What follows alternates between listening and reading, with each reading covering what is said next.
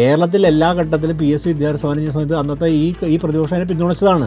ഇപ്പോൾ ഭരണത്തെ വിശദീകരിക്കാൻ ബാധ്യതയുണ്ട് ഇതിൻ്റെ അകത്ത്. സർക്കാരിൻ്റെ ഏറ്റവും ഒരു ഉത്തരവാദിത്തം 3 കാര്യങ്ങൾ. 1, PSCയുടെ വിശ്വാസത്തെ വീണ്ടെടുക്കുക.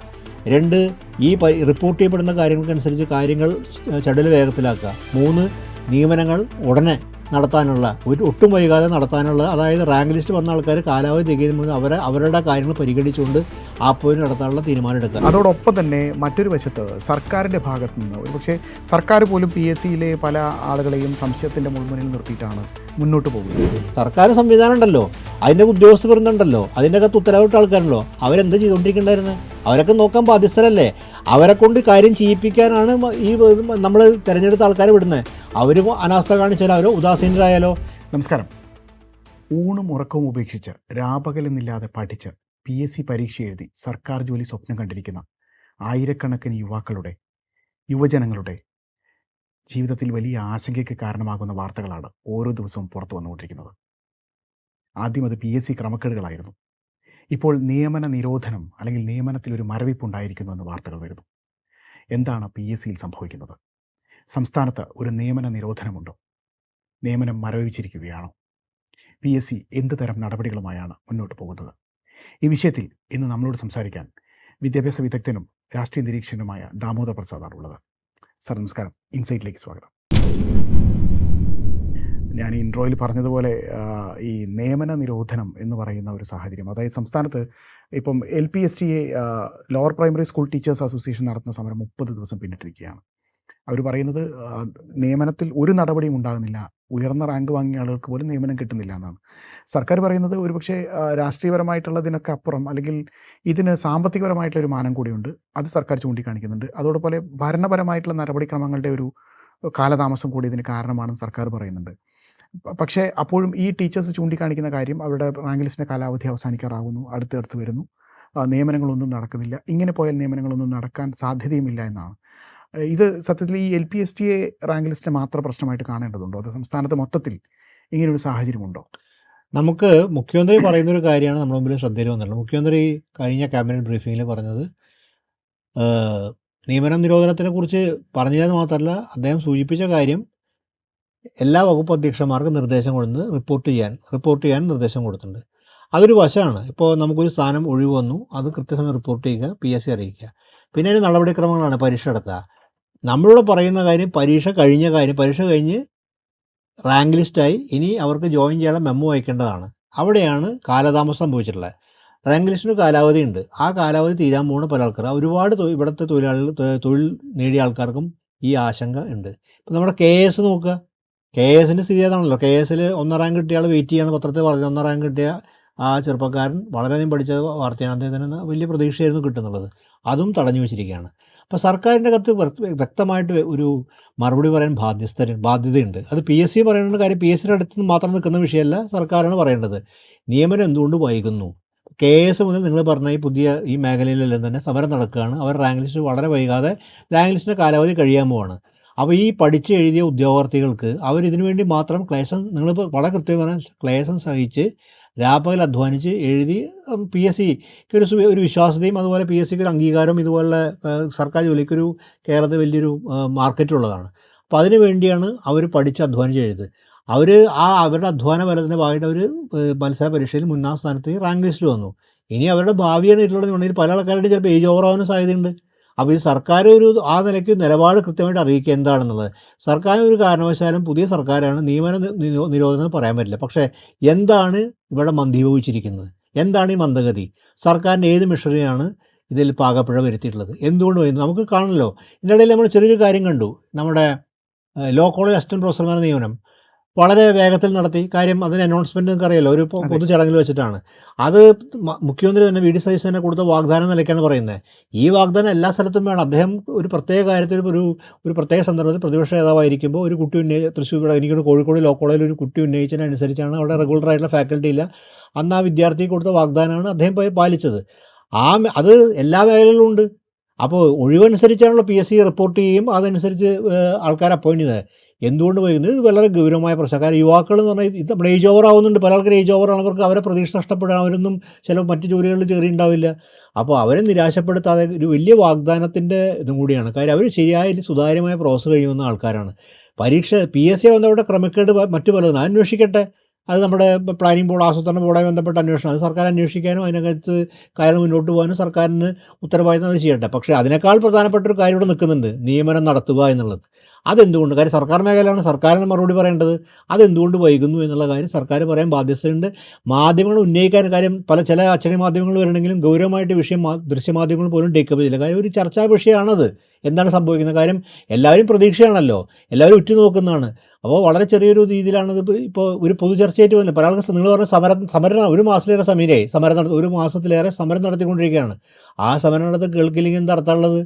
അപ്പോൾ നമ്മുടെ പൊതുസമൂഹവും മാധ്യമങ്ങളും സർക്കാരും, പൊതുസമൂഹവും മാധ്യമങ്ങളും വിഷയം ടേക്കപ്പ് ചെയ്യും, സർക്കാർ കേൾക്കാനും വളരെ കൃത്യമായിട്ട് വിഷയം തന്നെയാണ്. സംശയമില്ല, അതിൻ്റെ അകത്ത് പ്രധാനപ്പെട്ട കാര്യമാണ് ഇതിൻ്റെ നടന്നുകൊണ്ടിരിക്കുന്നത്. ഈ രാജ്യത്തെ ഒരു മികവുറ്റ റിക്രൂട്ടിംഗ് ഏജൻസി ആയിട്ടാണ് കേരളത്തിൻ്റെ PSC അറിയപ്പെടുന്നത്. ഒരു പക്ഷേ മികച്ച ഏജൻസികളിൽ ഒന്നെന്ന് തന്നെ നമുക്ക് എടുത്തു പറയാൻ പറ്റുന്ന ഒരു പ്രവർത്തന പാരമ്പര്യമുള്ളൊരു ഏജൻസിയാണ്. അപ്പോൾ അടുത്തിടെ ഉണ്ടായിട്ടുള്ള ഈ ക്രമക്കേട് ആരോപണങ്ങളൊക്കെ ഈ PSCയുടെ വിശ്വാസത്തിൽ വരുന്നുണ്ട്. PSCയുടെ ഒരുപക്ഷെ അതിൻ്റെ തലപ്പത്തിരിക്കുന്ന ആളുകളുടെ ആത്മവിശ്വാസത്തെ അടക്കം വലിയ രീതിയിൽ അത് ബാധിക്കുന്നുണ്ടാവാം. ഇപ്പോൾ ഭരണകക്ഷിയിൽ ഇപ്പോൾ യൂത്ത് കോൺഗ്രസ് അടക്കമുള്ള സംഘടനകൾ പല സ്ഥലത്തും ചെയർമാൻ്റെ രാജി ആവശ്യപ്പെട്ട് സമരം നടത്തിക്കൊണ്ടിരിക്കുകയാണ്. അപ്പോൾ ഈ നിയമനത്തിലുണ്ടാകുന്ന ഈ പ്രശ്നം ഒരു ആത്മവിശ്വാസ കുറവിൻ്റെതാണോ, അതോ ഈ ഒഴിവുകൾ കൃത്യസമയത്ത് റിപ്പോർട്ട് ചെയ്യപ്പെടാത്തതിൻ്റെതാണോ, അതോ സർക്കാർ ഈ പറയുന്ന പോലെ നയപരമായിട്ട് സാമ്പത്തിക ചിലവ് കുറയ്ക്കുന്നതിൻ്റെ ഭാഗമായിട്ടുള്ള ചില നടപടികളിലേക്ക് കടന്നതോ, അങ്ങനെ എന്തെങ്കിലുമൊക്കെ ആയിട്ട് ഇത് എന്തായിരിക്കും ഇതിലൊരു ന്യായീകരണം? ഒഴിവുകൾ റിപ്പോർട്ട് അനുസരിച്ചാണല്ലോ പരീക്ഷ നടത്തി ഉണ്ടാവണം. പരീക്ഷ നടത്തി കഴിഞ്ഞാൽ റാങ്ക് ലിസ്റ്റ് ആയി കഴിഞ്ഞു. ഇനി ആ ഒഴിവുകളിലേക്ക് നിയമനം നടത്താനാണ് സർക്കാർ ഉത്തരവാദിത്തമാണ്. ഈ ഘട്ടത്തിൽ സർക്കാർ ഉത്തരവാദിത്തമാണ് വരുന്നത്. പരീക്ഷയുമായി ബന്ധപ്പെട്ട കാര്യം, പരീക്ഷാ ക്രമക്കേട് PSC ഉത്തരവാദിത്തം. സർക്കാരിന് അതിൻ്റെ അകത്ത് അതിന് PSC ഉത്തരവാദികളാണ്. PSC ചെയർമാൻ മുതൽ PSCയിലെ മെമ്പർമാർ, അവർ ബന്ധപ്പെട്ട ആൾക്കാർ മറുപടി പറയുന്ന വിഷയമാണ്. അതിന് സർക്കാർ നടപടിയെടുക്കാം. പക്ഷേ നിയമനം നടത്തേണ്ട സർക്കാരാണ്. ആ ഘട്ടത്തിൽ സർക്കാരിന് ഒഴിഞ്ഞു മാറാൻ പറ്റില്ല. കാര്യം അതെന്താണ് വ്യക്തമാക്കണം, എന്തുകൊണ്ട് വൈകുന്നു എന്നുള്ള കാര്യം. കേരളത്തിൽ എല്ലാ ഘട്ടത്തിലും PSC വിദ്യാർത്ഥി സമരം ചെയ്യുന്ന സമയത്ത് അന്നത്തെ ഈ പ്രതിപക്ഷം അതിനെ പിന്തുണച്ചതാണ്. ഇപ്പോൾ ഭരണത്തിൽ വിശദീകരിക്കാൻ ബാധ്യതയുണ്ട് ഇതിൻ്റെ അകത്ത്. പരീക്ഷാ ക്രമക്കേട് എന്നുള്ളത് PSCയുടെ ഭാഗത്ത് തന്നെ പരീക്ഷാ ക്രമക്കേടുകൾ പലതും ലിസ്റ്റ് ചെയ്യപ്പെട്ട പരീക്ഷാ ക്രമക്കേട് അത് വേറൊരു വിഷയമാണ്. അത് PSCയുടെ നടത്തിപ്പുമായി ബന്ധപ്പെട്ട കാര്യങ്ങൾ ഗുരുതരമായ വീഴ്ചയാണ്. അത് വിജിലൻസ് അന്വേഷിക്കേണ്ട കാര്യമാണ്.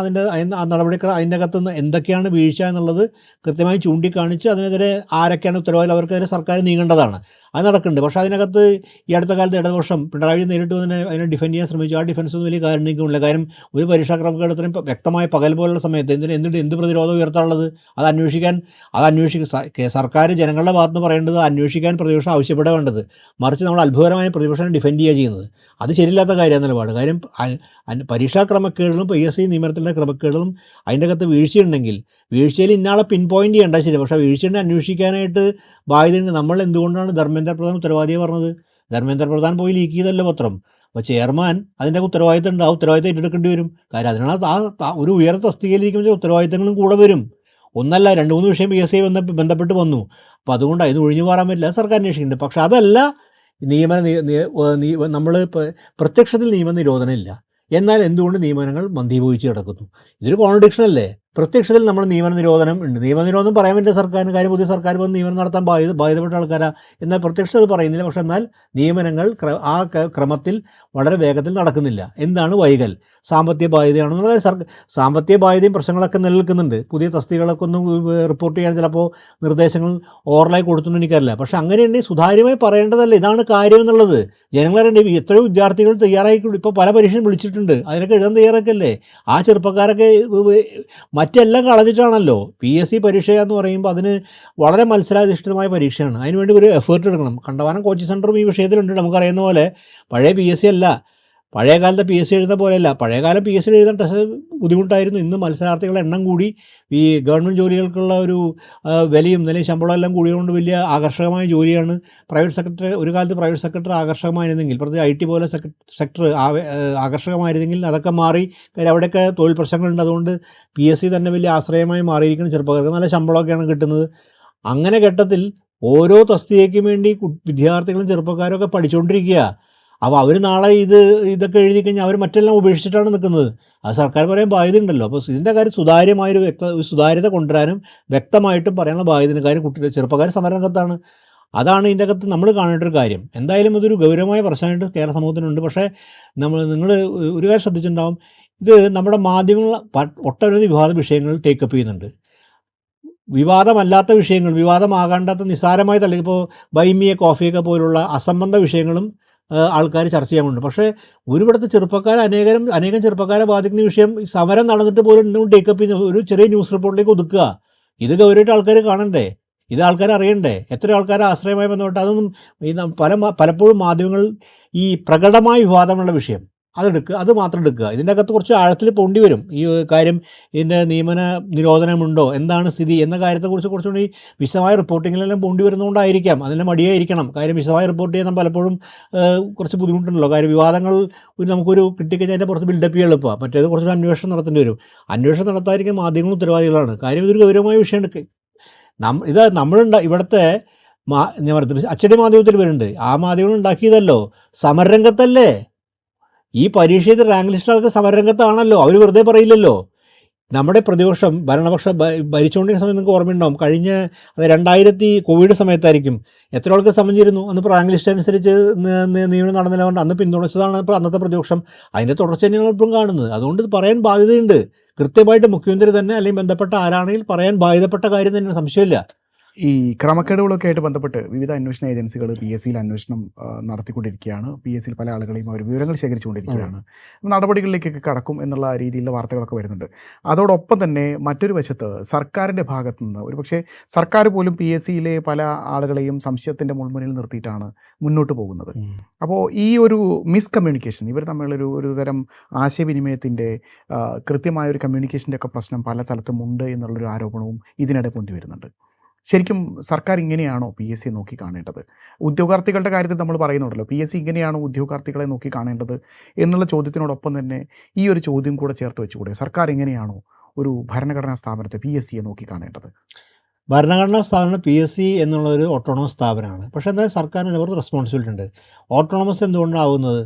സർക്കാർ നേരിട്ട് കൈകടത്താതിരിക്കാൻ വേണ്ടിയാണ് അതിൻ്റെ ഓട്ടോണമി നിലനിൽക്കുന്നത്. കാര്യം അതിൻ്റെ അകത്ത് യൂണിവേഴ്സിറ്റികളൊക്കെ പോലെ തന്നെ അതിൻ്റെ നോട്ടിഫിക്കേഷൻ മുതൽ പരീക്ഷ വരെ റാങ്ക് ലിസ്റ്റ് വരെയുള്ള കാര്യം സുതാര്യമായിട്ട് ഒരു ഇൻ്റർവെൻഷൻ ഇല്ലാതെ പ്രോപ്പറായി നടക്കണം എന്നുള്ളതുകൊണ്ടാണ് അതിന് ഓട്ടോണമി കൊടുത്തിട്ടുള്ളത്.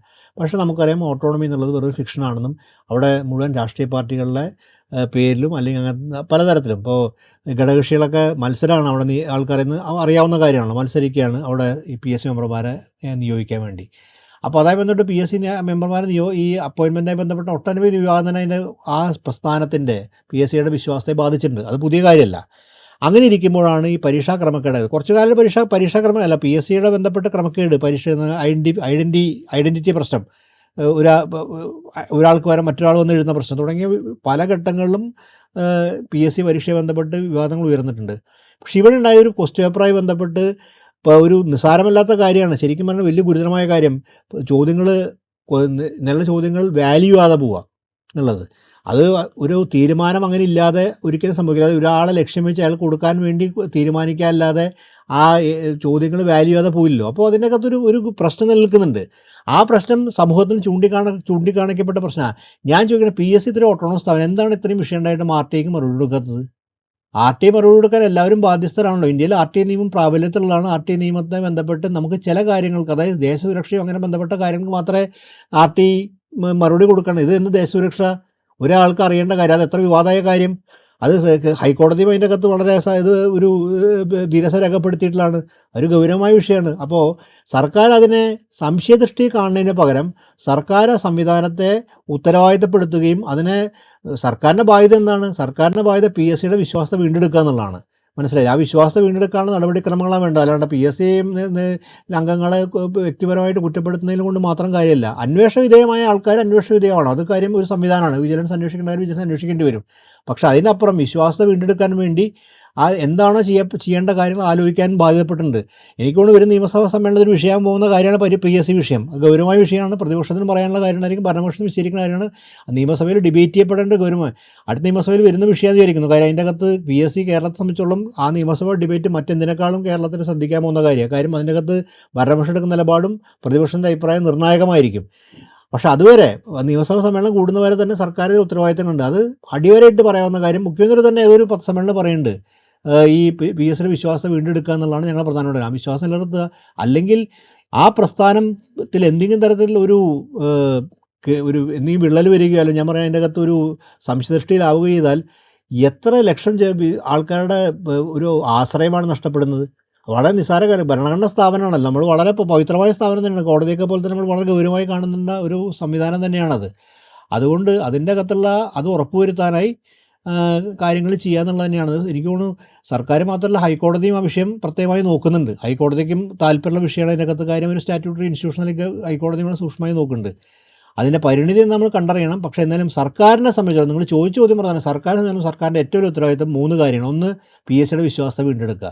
2, ഈ റിപ്പോർട്ട് ചെയ്യപ്പെടുന്ന കാര്യങ്ങൾക്കനുസരിച്ച് കാര്യങ്ങൾ ചടുല വേഗത്തിലാക്കുക. 3, നിയമനങ്ങൾ ഉടനെ നടത്താനുള്ള ഒട്ടും വൈകാതെ നടത്താനുള്ള, അതായത് റാങ്ക് ലിസ്റ്റ് വന്ന ആൾക്കാർ കാലാവധി തികയുന്ന മുന്നേ അവരുടെ കാര്യങ്ങൾ പരിഗണിച്ചുകൊണ്ട് ആ പോയിന്റ് നടത്താനുള്ള തീരുമാനം എടുക്കുക. ഈ 3 കാര്യങ്ങൾ സർക്കാർ ഒട്ടും എന്തിനാ മാന്തിക്കേണ്ട ആവശ്യം?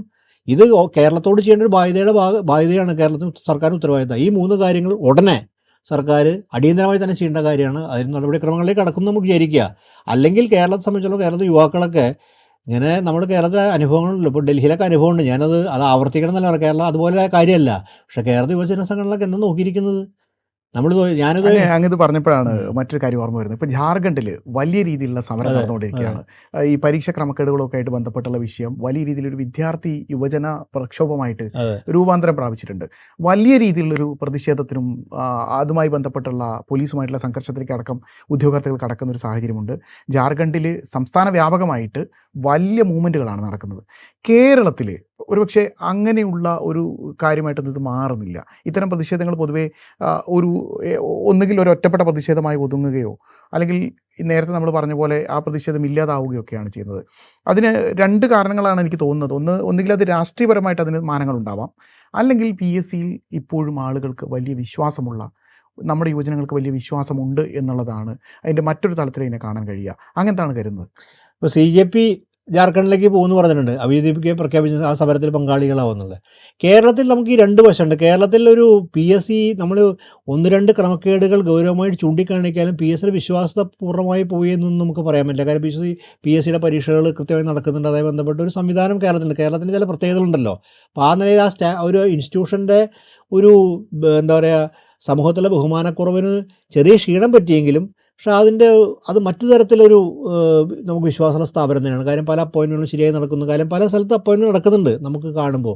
അതിലൊക്കെ തന്നെ മത്സരിച്ച് വരുന്ന ആൾക്കാരും കഴിവുള്ള ആൾക്കാർ തന്നെയാണ് വരുന്നത്. അപ്പോൾ അതനുസരിച്ച് PSCക്ക് കേരളത്തിലെ വിശ്വാസതയിൽ ആ നിലയിൽ നമ്മൾ ഒരിക്കലും ജാർഖണ്ഡിലേക്ക് പോലെ തന്നെ ഒരു വലിയ തരത്തിലുള്ള വിശ്വാസ നഷ്ടം സംഭവിച്ചില്ല. പക്ഷേ ഇത്ര അപഭ്രംശങ്ങൾ ആത്യന്തികമായിലേക്ക് നയിക്കുക. ഇതിനൊരു ജാഗ്രതയായ ഒരു സിവിൽ സമൂഹം കേരളത്തിലുള്ളതുകൊണ്ടാണ് നമുക്ക് ഈ കാര്യം നടത്തിക്കൊണ്ടുപോകാൻ സാധിക്കുന്നത്. കോടതി പോലുള്ള പ്രസ്ഥാനങ്ങളും ഇവിടെ യുവജന സംഘടനയെ സംബന്ധിച്ചിടത്തോളം നിയമനവുമായി ബന്ധപ്പെട്ട ഒരു കാര്യം, നിയമത്തിൽ എന്തെങ്കിലും തരത്തിലുള്ള ഒരു മന്ദിപ്പുണ്ടെങ്കിൽ, അതുപോലെ തന്നെ ഈ പരീക്ഷാ ക്രമക്കേടായി ബന്ധപ്പെട്ട അല്ലെങ്കിൽ PSC നിയമനവുമായി ബന്ധപ്പെട്ട ക്രമക്കേടുകൾ, ആ നടപടിക്രമങ്ങളിലെ പ്രശ്നങ്ങളൊക്കെ ഉന്നയിക്കാൻ ബാധ്യതപ്പെട്ട ശക്തമായ സംഘടനകൾ കേരളത്തിലുണ്ട്, യുവജന സംഘടനകൾ. അത് പലപ്പോഴും യുവജന സംഘടനകൾ രാഷ്ട്രീയ പാർട്ടി ചട്ടുവങ്ങളായി പ്രവർത്തിക്കുന്ന സംഘടനകൾ നമുക്കറിയാം. അതിൻ്റെ വലിയ ബാധ്യതകളുണ്ട്. കാര്യം ഭരിക്കണ സമയം നിശബ്ദമായിരിക്കുന്നു പല യുവജന സംഘടനകളും.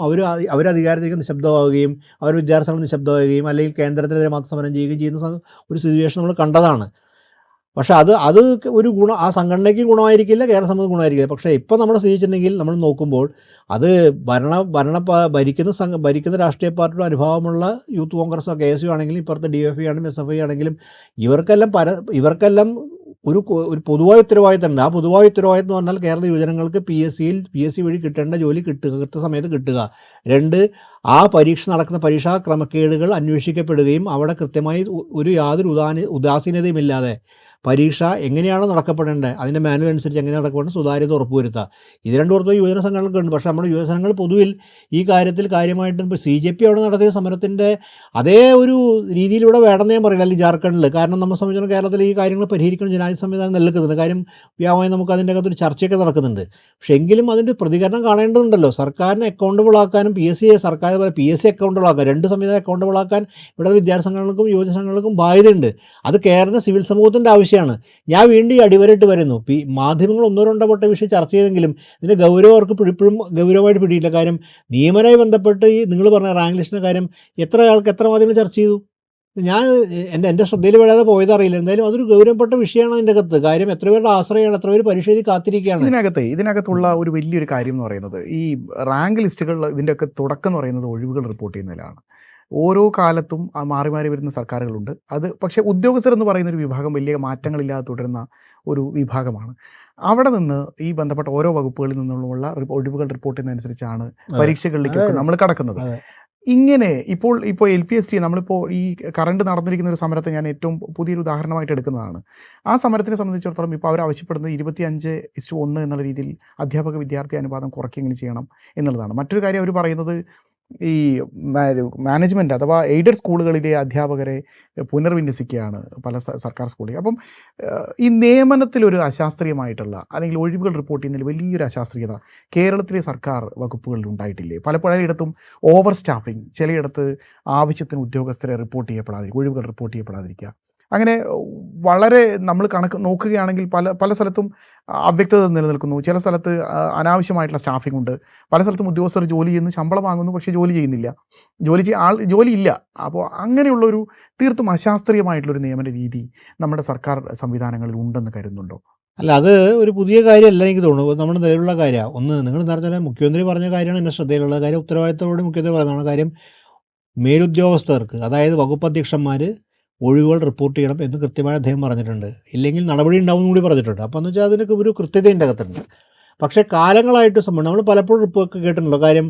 അതായത് ഉദാസീനമായ സമീപനം കൊണ്ട് അല്ലെങ്കിൽ ഒരു മനുഷ്യത്വ സമീപനം കൊണ്ട് ചിലപ്പോൾ ഇവർക്ക് ഈ സമയത്ത് റിപ്പോർട്ട് ചെയ്തതിന് വേണ്ടി ജോലി നഷ്ടപ്പെട്ട ആൾക്കാർ പെട്ടെന്ന് ഏജ് ഓവറൊക്കെ അങ്ങനെ എത്രയോ. ഇപ്പോൾ ഈ റാങ്ക് ലിസ്റ്റിലുള്ള ആളുകൾക്ക് നിയമനം നൽകാൻ ഒഴിവില്ല എന്നാണ് വരുന്നത്. അതെ, പിന്നെ നടത്തിയത് പിന്നെ ഇതെങ്ങനെയാണ്, എന്ത് രീതിയിലാണ്? അപ്പോൾ ഈ നടത്തിന് പിന്നെ ഒരു പശ്ചാത്തലം ഉണ്ടായിരിക്കില്ല. കാര്യം അവിടെ ഒഴിവുകളനുസരിച്ചായിരിക്കും. അപ്പോൾ ശാസ്ത്രീയമായിട്ടൊരു അന്വേഷണം നടത്തിയിട്ടില്ല എന്നാണ് കാണിക്കുന്നത്. അല്ലെങ്കിൽ പുനർവിന്യാസത്തിൽ ആ സംഭവം നഷ്ടപ്പെട്ടിട്ടുണ്ട്. ഇപ്പോൾ ഗവൺമെൻറ് സ്കൂളുകളുടെ പ്രശ്നമാണ്. ഗവൺമെൻറ് സ്കൂളുകൾ ഇപ്പോൾ ഞാൻ എൻ്റെ ഒരാളെൻ്റെ ശ്രദ്ധയിൽ കൊണ്ടുവന്ന കാര്യമാണ് ഇതിൻ്റെ നിജസ്ഥിതി അന്വേഷണമെങ്കിലും ഒരു പ്രശ്നം ഞാൻ കേട്ടത്.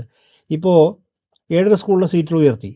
അപ്പോൾ പല വിദ്യാർത്ഥികളും എയ്ഡഡ് സ്കൂളിലേക്ക് ഗവൺമെൻറ് സ്കൂളിൽ നിന്ന് പോകുന്നു. കാരണം എയ്ഡഡ് സ്കൂളിൽ വിദ്യാർത്ഥി അധ്യാപക ബന്ധവും കുറച്ചും കൂടി ദീർഘകാലം നിൽക്കുന്നു. അതിൻ്റെ ഒരു എന്താ പറയുക, പല എയ്ഡഡ് സ്കൂളിലും കുറച്ചും കൂടി വിദ്യാർത്ഥികളെ എന്താ പറയുക സൂക്ഷ്മമായിട്ട് അവർക്ക് പഠിക്കാനും അവരെ ഒരു മോണിറ്റർ ചെയ്യാനൊക്കെ ഒരു സാഹചര്യമുണ്ട്. പല ആൾക്കാരും അവിടേക്ക് പോകുന്നതായി കേൾക്കുന്നു. അപ്പോൾ ഗവൺമെൻറ് സ്കൂളുകളിൽ കുട്ടികളുടെ എണ്ണം കുറയുന്നു. സ്വാഭാവികമായിട്ടും അവിടെ നിന്ന് അധ്യാപകർക്ക് അവിടെ ജോലിയില്ലാത്ത അവസ്ഥയാവും. അപ്പോൾ പുനർവിന്യാസം നടക്കും. ഇതൊക്കെ വേറെ.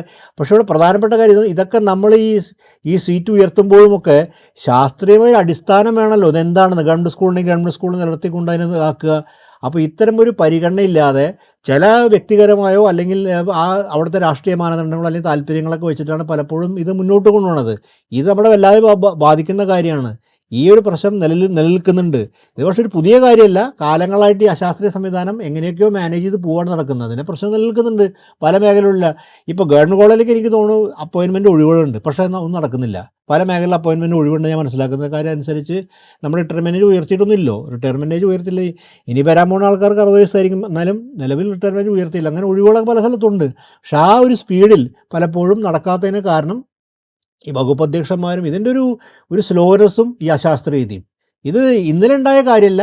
ഇതെങ്ങനെ പരിഹരിക്കുക വെച്ചാൽ പരിഹരിക്കാൻ നമ്മുടെ സംവിധാനങ്ങളുണ്ടല്ലോ. കാര്യം ഇന്നത്തെ കുറച്ചുകൂടി ടെക്നോളജി സെൻറ്റേർഡായിട്ടുള്ള പരിശോധനകൾ അനുസരിച്ച് നമുക്ക് കൃത്യമായി റിപ്പോർട്ട് ചെയ്യാനും മോണിറ്റർ ചെയ്യാനും സംവിധാനമൊക്കെ ഉണ്ട്. എന്താണ് ഒഴിവ്, എവിടേക്കാണ് വേക്കൻസി, എന്താണ് അതിൻ്റെ ആ വർക്കിൻ്റെ സ്വഭാവം, എന്താണ് അതിൻ്റെ എന്തൊക്കെയാണ് അവിടെ വേണ്ടത്, ഇതൊക്കെ മനസ്സിലാക്കാനുള്ള സംവിധാനം നിൽക്കുന്നുണ്ട്. പിന്നെ രണ്ടാമതിന് ഈ കോൺട്രാക്റ്റ് അപ്പോയിൻമെൻറ്റ് കൊടുക്കുന്ന വമ്പിച്ചമായ പ്രാധാന്യം, ഇത് പ്രധാനപ്പെട്ട കാര്യം. ചില സ്ഥലങ്ങളിൽ സ്ഥിരം ജോലിക്ക് തന്നെ കോൺട്രാക്റ്റിൽ ആൾക്കാരെ വെക്കുന്നു. ഇത് ചില അടിയന്തര സാഹചര്യത്തിലും വെക്കുക. അത് സർക്കാരിന് എന്താ പറയുക അംഗീകാരം അല്ലെങ്കിൽ വകുപ്പിൻ്റെ അംഗീകാരം ഇല്ലാത്തതുകൊണ്ടാണ് കോൺട്രാക്റ്റ്. പക്ഷേ കോൺട്രാക്റ്റ് വെക്കുകയും അവർ റെഗുലറൈസ് ചെയ്യപ്പെടുകയും ചെയ്യുമ്പോൾ വേറെ തരത്തിൽ PSC വഴി വരാനുള്ള സാധ്യത അടഞ്ഞു പോകുന്നത്. ഇങ്ങനെ പല അശാസ്ത്രീയവും തെറ്റായ നടപടികളും നടക്കുന്നുണ്ട്. ഇത് പരിഹരിക്കാനാണ് സർക്കാർ ഇരിക്കുന്നത്. സർക്കാർ ശാസ്ത്രീയമായ സംവിധാനം ഇതിനകത്തുണ്ട്. അതിനാണ് ശരിക്കും ഒരു തരത്തിൽ PSCയുടെ ഇത്രയും അംഗഫലം എന്ന് വിളിക്കുന്നത്. ഇത്തരം കാര്യങ്ങൾ പരിശോധിക്കാനാണ്. അവർക്ക് എല്ലാം കടന്നു കയറാൻ പറ്റില്ലെങ്കിൽ അവർ അന്വേഷിക്കാൻ ബാധ്യതയുണ്ട്. ഇത്തരമൊരു പഠനം നടന്നിട്ടില്ലെന്ന് മനസ്സിലാക്കുന്നത്. ഇതിനകത്ത് ഒരു കാര്യവും അതിനകത്ത് നടന്നില്ല. പിന്നെ നമ്മുടെ ശമ്പള പരിഷ്കരണവുമായി ബന്ധപ്പെട്ട കമ്മിറ്റികൾ ഇത്തരം കാര്യം കൂടി നോക്കാൻ ബാധ്യതപ്പെട്ട ആൾക്കാരാണ്. അവരൊക്കെ നോക്കുന്നത് എനിക്കറിയില്ല. അവർ ഈ സർക്കാർ ഉദ്യോഗസ്ഥന്മാരുടെ മേഖലയിലുള്ള ശമ്പള പരിഷ്കരണ സമയത്ത് അതിൻ്റെ ഒരു കാര്യം മനസ്സിലാക്കണമല്ലോ. എത്രയാണ് പോസ്റ്റുകൾ ആവശ്യം, എന്തൊക്കെയാണ് റെസ്പോൺസിബിൾ പോസ്റ്റുകൾ, ഈ പോസ്റ്റുകളുടെ സ്വഭാവം മാറണമെന്നോ ഇതൊന്നും അങ്ങനെ കാര്യമായിട്ട് പഠനത്തിന് വിധേയമായിട്ടില്ല. ഈ ഭരണനിർവഹണ കമ്മീഷൻ്റെ ഒരു ഉത്തരവാദിത്തത്തിൽപ്പെടുന്നു ഇത്. ഭരണനിർവഹണ കമ്മീഷൻ്റെ ഉത്തരവാദിത്തത്തിൽപ്പെടുന്ന ഒന്നാണ് ഈ നമ്മുടെ സർക്കാർ മേഖലയിലെ തൊഴിലവസരങ്ങളും അതിന് ബന്ധപ്പെട്ട തൊഴിലിൻ്റെ സ്വഭാവം എന്താണ്, അവർ വേണം. ഇപ്പോൾ KS കാര്യം, ഇപ്പോൾ KS എന്താ അപ്പോയിൻറ്റ് ചെയ്തിരിക്കുന്നത്? KS കേരളത്തിൽ വളരെ പ്രമാദമായി തുടങ്ങിയ കാര്യം. അപ്പോൾ അവരുടെ ആവശ്യകതയാണ് പറഞ്ഞത്. ഈ വിദ്യാർത്ഥി കഷ്ടപ്പെട്ടിരുന്ന് പഠിച്ച് KS എഴുതിയ ആൾക്ക് അപ്പോയിൻമെൻറ്റ് കിട്ടില്ല, 1 റാങ്കുകാർ അപ്പോയിൻമെൻറ്റ്. KSൻ്റെ ആവശ്യമില്ല എന്ന് പറഞ്ഞാൽ എന്തായിരിക്കും സ്ഥിതി? ഇതെന്തിനാണ് ഇങ്ങനെ ഇല്ലെങ്കിൽ തുടങ്ങാൻ പോയത്? ഉത്തരവാദിത്തമല്ലേ? കൈ കഴുകി പോകാൻ പറ്റുമോ? അങ്ങനെയുള്ള ഇപ്പോൾ KSനോട് വ്യക്തമല്ലേ? KS കേരളം വളരെ സ്വന്തമായി സിവിൽ സർവീസ് ഉണ്ടാക്കാൻ പോകുന്നു, IAS വ്യത്യസ്തമായിട്ട് കേരളത്തിൻ്റെ ഒരു കേഡർ ഉണ്ടാക്കാൻ പോകുന്നു തുടങ്ങിയും എല്ലാവരും അത് അംഗീകരിക്കും. അതിന് വളരെ വെച്ചിട്ടുണ്ടെങ്കിൽ എല്ലാ മാധ്യമങ്ങളും അത് അംഗീകരിക്കും. വലിയതിൽ നമ്മൾ മുന്നോട്ട് പോയ കാര്യമാണ്. എത്രയോ കോച്ച് സെൻ്ററുകൾ ആരംഭിച്ചു KS പരീക്ഷിക്കാൻ വേണ്ടി. ഒരുപാട് പേര് പൈസ കൊടുത്തോടെ പോയി പഠിച്ചു. കാര്യം എല്ലാവരും ആശ്രയിച്ച കാര്യം ഒരു കേരളത്തിൻ്റെ സിവിൽ സർവീസ് എന്നൊക്കെ ഒരു അംഗീകാര ജോലിയാണ്. എന്നിട്ട് എന്താ ഇപ്പോൾ അപ്പോയിൻറ്റ് നടന്നിട്ടില്ല? KS അപ്പോയിൻറ്റ് ആളില്ല പറഞ്ഞത്. കാര്യം ഇപ്പോൾ തന്നെ സർക്കാരുണ്ട്, ഇപ്പോൾ സെക്രട്ടേറിയറ്റിൽ കുറേ കേസുകാരെ വെച്ചാൽ അവർക്കൊരു ജോലിയില്ലെന്ന് പറഞ്ഞേക്കുന്നത്. അവർക്ക് എന്താണ് വകുപ്പ് തിരിച്ച് കൊടുക്കാനും ജോലിയില്ലെന്നൊക്കെ പറഞ്ഞത്. അപ്പോൾ അതെന്തൊരു അനാവസ്ഥയാണ് കാണുന്നത്. ഇതാരാണ് ഈ അനാസ്ഥയ്ക്ക് ഉത്തരവാദി? സർക്കാർ തന്നെ. ഞാൻ പറഞ്ഞത് ഇത് UDF LDF നിലയ്ക്കല്ല, സർക്കാർ സംവിധാനം ഉണ്ടല്ലോ, അതിൻ്റെ ഉദ്യോഗസ്ഥ വരുന്നുണ്ടല്ലോ, അതിൻ്റെ അകത്ത് ഉത്തരവിട്ട ആൾക്കാരുണ്ടല്ലോ. അവരെന്ത് ചെയ്തുകൊണ്ടിരിക്കേണ്ടായിരുന്നത്? അവരൊക്കെ നോക്കാൻ ബാധ്യസ്ഥരല്ലേ? അവരെ കൊണ്ട് കാര്യം ചെയ്യിപ്പിക്കാനാണ് ഈ നമ്മൾ തിരഞ്ഞെടുത്ത ആൾക്കാരെ വിടുന്നത്. അവർ അനാസ്ഥ കാണിച്ചാലോ അവർ ഉദാസീനരായാലോ സർക്കാർ ഇവരൊക്കെ തന്നെ പല ആൾക്കാരും PSC എഴുതി വന്ന ആൾക്കാരാണ്. അപ്പോൾ അടുത്ത തലമുറയെക്കുറിച്ചുള്ള കൺസേൺ ഇല്ലായ്മ വലിയ പ്രശ്നം തന്നെയാണ് ഇതിൻ്റെ അകത്ത്. ഈ സർക്കാർ സംവിധാനം എന്ന് വിളിക്കുന്ന കാര്യം ഉദ്യോഗസ്ഥരുടെ പ്രധാനപ്പെട്ട കാര്യങ്ങളൊന്നും ഇത്തരം കാര്യങ്ങൾ പരിശോധിക്കുക തന്നെയാണ്. അപ്പോൾ അവർ അനാസ്ഥയെ കാണിക്കുന്നത്. ഇത് നോക്കിയിട്ട് സർക്കാർ സാധിക്കില്ല. അപ്പം ഞാൻ ഇതൊരു UDF LDF പ്രശ്നത്തിനപ്പുറം ഇതിന് നമ്മൾ വിശാലമായ കാഴ്ചപ്പാടിൽ ഒരു കാണുന്നുണ്ട്. കേരളത്തിൻ്റെ പ്രശ്നമാണത്. അത് പരിഹരിക്കപ്പെടാൻ ഇപ്പോൾ ഒരു സർക്കാർ ഉത്തരവാദിത്തോട് ചെയ്യാൻ പറ്റുന്ന അവസരമാണ്. ഞാൻ വിചാരിക്കണം മുഖ്യമന്ത്രി ഈ കാര്യത്തിൽ ഇടപെടും, അല്ലെങ്കിൽ ബന്ധപ്പെട്ട മന്ത്രിമാർ ഇടപെടുകയും കാര്യക്ഷമമായിട്ട് കാര്യം മുന്നോട്ട് കൊണ്ടുപോകാൻ സാധിക്കുന്നതാണ് നമുക്ക് പ്രതീക്ഷിക്കേണ്ടത്. നമുക്ക് ദിവസങ്ങൾ നോക്കാം. ഈ പ്രശ്നം പലപ്പോഴും നിങ്ങൾ ഈ പറഞ്ഞ കാര്യം നമ്മൾ ചർച്ച ചെയ്യുന്ന സമയത്ത് പോലും പത്രസമ്മേളനം മുഖ്യമന്ത്രി റെഗുലറായി നടത്തുന്നു. തീർച്ചയായിട്ടും അതാത് സമയത്തെ വിഷയങ്ങളാണ് ഉന്നയിക്കേണ്ടത്. കാര്യം പ്രളയത്തിൻ്റെ പ്രശ്നം ഉന്നയിക്കേണ്ടതുണ്ട്. പിന്നെ മുഖ്യമന്ത്രിയോട് പത്രക്കാർ ചോദിക്കാൻ ആഗ്രഹിക്കുന്ന വിവാദങ്ങളുടെ പ്രശ്നം, അതാ സമയത്ത് വിവാദങ്ങൾ, അതിന് മറുപടി കിട്ടുക, ആ വിഷയത്തിന് പറഞ്ഞു. പക്ഷേ ഇങ്ങനെ ഗൗരവമായ പ്രശ്നമുണ്ട്. ഇതിൽ തന്നെ വിവാദ ആസ്പെക്റ്റ് മാത്രമല്ല, ഈ നിയമനവുമായി ബന്ധപ്പെട്ട് എങ്ങനെയാണെന്ന് അത് ചോദിക്കണ്ടേ? നേരിട്ട് മുഖതാവിൽ ചോദിച്ച് ക്ലാരിറ്റി കിട്ടേണ്ട കാര്യമല്ലേ? എന്താ ചോദിക്കാത്തത് മാധ്യമപ്രവർത്തകർ? അപ്പോൾ കുറച്ച് പഠിക്കണം ഈ വിഷയം, എന്താണ് നടന്നുകൊണ്ടിരിക്കുന്നത്. എന്താണ് നിയമനങ്ങൾക്ക് ഇന്ന് വല്ല തടസ്സമുണ്ടോ? എന്താണ് ഇപ്പോൾ KSമായി ബന്ധപ്പെട്ട് എന്താണ് നിയമന തടസ്സം? നിലവിലുള്ള KS കിട്ടിയ ആൾക്കാർക്ക് ജോലിയുണ്ടോ? എന്താണ് അതിൻ്റെ ഒരു കാര്യം ഇപ്പോൾ പഠിക്കണമല്ലോ. പഠിക്കാനാണ് പത്രപ്രവർത്തകരും മാധ്യമപ്രവർത്തകരായിട്ട് അവർ പോയിരിക്കുന്നത്. അല്ലാണ്ട് തലേദിവസം രാവിലെ പത്രത്തിൽ കണ്ട വിവാദത്തിൻ്റെ പുറത്ത് ചോദിക്കില്ല, അല്ലെങ്കിൽ മന്ത്രിയുടെയോ മുഖ്യമന്ത്രിയുടെ വായനൊരു വീണ് കിട്ടിയ വാക്ക് വെച്ചിട്ട് അതിനെക്കുറിച്ച് പൊക്കി അത് ചർച്ചയാക്കാൻ മാത്രമല്ല, ഇങ്ങനെ ഗൗരവവേഷം പഠിക്കാനും കൂടിയാണ് മാധ്യമപ്രവർത്തകർ അങ്ങനെ ചെയ്യുന്നത്. താങ്കളുടെ മാധ്യമപ്രവർത്തകരും കൂടിയാണല്ലോ. നമ്മുടെ ദൃശ്യമാധ്യമ പ്രവർത്തകർ മറ്റാൾക്കാർ അങ്ങനെ ചെയ്യണ കാര്യം എനിക്ക് ഗൗരവമായ സംശയമുണ്ട്. അവർ ദിവസങ്ങളിൽ കിട്ടുന്ന വീണ വാക്കുകൾ വെച്ച് അതിനെ പുറത്ത് ചർച്ച ഉണ്ടാക്കുന്നതിൽ അപ്പുറത്തേക്ക് ഗൗരവമായ വിഷയങ്ങൾ കൈകാര്യം ചെയ്തില്ല. അച്ചടി മാധ്യമങ്ങൾ ചെയ്യുന്നുണ്ട്. ഞാൻ മാധ്യമവിമർശനം നടത്തല്ല. അച്ചടി ഇപ്പം മനോരമയിലും പല പത്രങ്ങളിലും, ഞാൻ പേരെടുത്ത് പറഞ്ഞില്ല, പത്രങ്ങളിൽ ഈ വിഷയങ്ങൾ വരുന്നുണ്ട്. അതിൻ്റെ അകത്ത് അവർ ഗൗരവമായിട്ട് വിഷയങ്ങൾ റിപ്പോർട്ട് ചെയ്യപ്പെടുന്നുണ്ട്. പക്ഷേ ഇത് ചോദിക്കാനും തത്സമയം കൊടുക്കാനും ബാധ്യതപ്പെട്ട ദൃശ്യമാധ്യമങ്ങൾ പലപ്പോഴും ഈ കാര്യത്തിൽ പിന്നോട്ട് പോകുന്നത് വിവാദങ്ങളിലുള്ള ഈ പറഞ്ഞ ഇപ്പോൾ BBA കോഫി അങ്ങനെയുള്ള കാര്യങ്ങളിലാണ് കേന്ദ്രീകരിച്ചിരിക്കുന്നത്. ഭക്ഷണം കഴിക്കുക ഞാൻ ചോദിക്കേണ്ടതല്ല, അതൊക്കെ ജനങ്ങൾ അറിയാൻ താല്പര്യമുള്ള വിഷയം ചോദിക്കപ്പെടേണ്ടത്. പക്ഷേ ഇങ്ങനെയുള്ള വിഷയങ്ങൾ നിലനിൽക്കുന്നില്ലേ? ഇതും ചോദിക്കപ്പെടേണ്ടതല്ലേ? നമ്മൾ അറിയേണ്ടതല്ലേ? ഇതിൻ്റെ പുറത്ത് സമൂഹത്തിന് ഏറ്റവും പ്രധാനപ്പെട്ട വിഷയമാണത്. അങ്ങനെയുള്ള കാര്യങ്ങൾ നമ്മൾ അന്വേഷിക്കണം. അപ്പോൾ അതൊരു അവിടെയാണ് ഗവൺമെൻറ് ശരി അക്കൗണ്ടബിൾ ആവുന്നത്. അത് പറയാൻ ഗവൺമെൻറ് ബാധ്യസ്ഥ. കാര്യം അത് ഒരുപാട് ബാധിക്കുന്നത്. മറ്റേ 1-2 ദിവസം വിവാദം കത്തിപ്പോയി കഴിഞ്ഞു. അതിനുശേഷം അതിന് ദീർഘകാലം നിൽക്കുന്നില്ല. കാര്യം അതിന് മറുപടി പറഞ്ഞാൽ ആ വിഷയം കത്തി തീർന്നു പോയി. മറ്റേ ദീർഘകാലം നിൽക്കുന്ന കാര്യമാണ്. ഗവൺമെൻറ് നിരന്തരമായി അക്കൗണ്ടബിലിറ്റിക്ക് വിധേയമാണ്.